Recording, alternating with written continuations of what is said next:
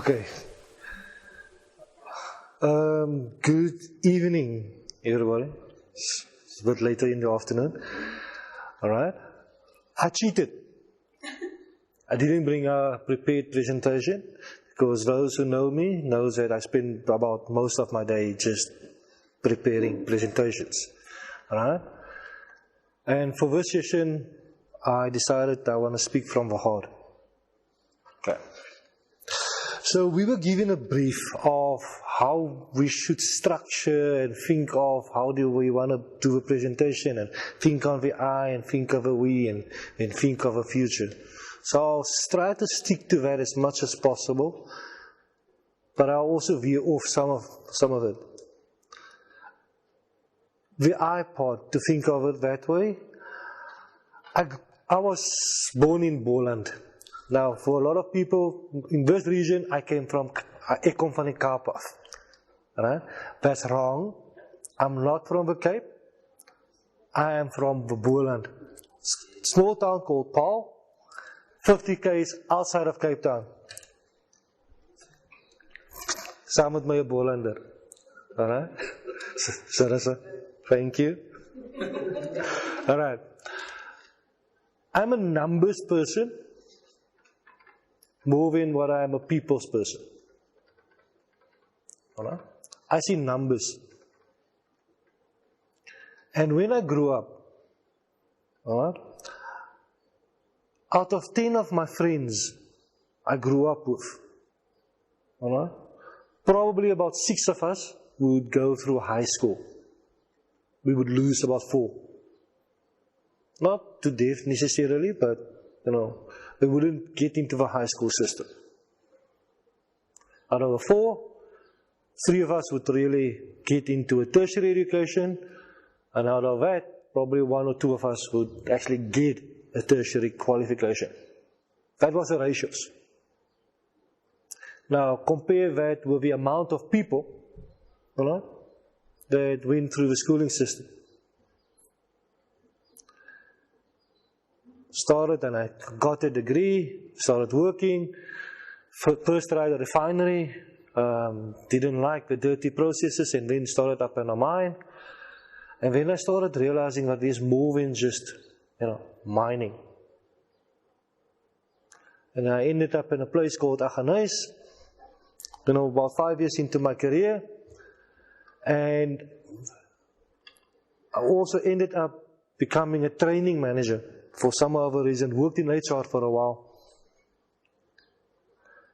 And I think that was probably the best piece of time in my life for a short stint of time, because it also gave me a different view on people. Being a numbers person, having an engineering qualification, and now have to do something different. Right? The other thing that I am is I can think strategically. Right?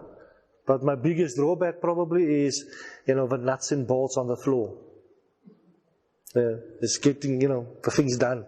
So I can dream up a dream, but the dream not executed is just a dream.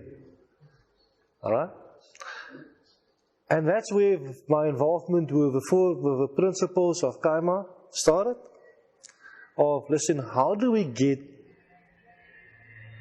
everybody together to work towards a single vision, single goal, and that is to actually supply from our own communities, our engineers of the future, our metallurgists of the future, our geologists of the future, for this operation.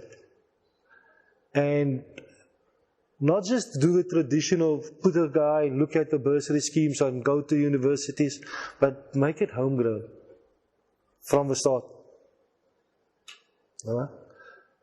We tried it. There were some challenges towards that, but I also think this is where PFP provided a vehicle for us, in terms of bringing a structure to that and allowing us to make that journey a reality. Now, part and parcel of the structure of PFP is creating these relationships and creating these partnerships. As Kuba has alluded to earlier, Some of the partnerships went off very well.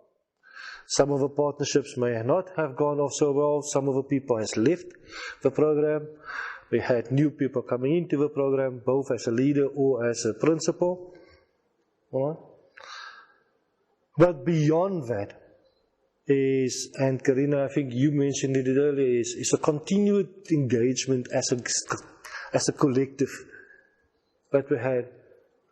But even beyond the partnerships, there was still the body, the COP, the COP, the community, that allowed us to be free, allowed us to think beyond just today, allowed us to see things differently, and it allowed us to contribute to areas where we never imagined we would.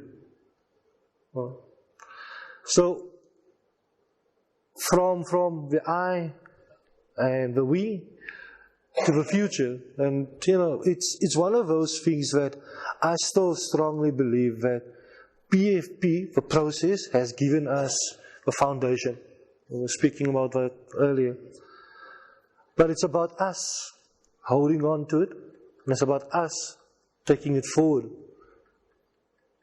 And it's about us setting up our next meeting, of where we actually just say, hold on, guys, so what's happening in each other's lives, and where can we support each other to make the dream a reality. Because my vision still remains the same, that the mind that is established here and the dream we have, that there's a beyond a mind that we are looking at, will be fed from the inside, not from the outside. People will be joining us to learn and to be developed, as opposed to coming into the region to teach. So that's my story.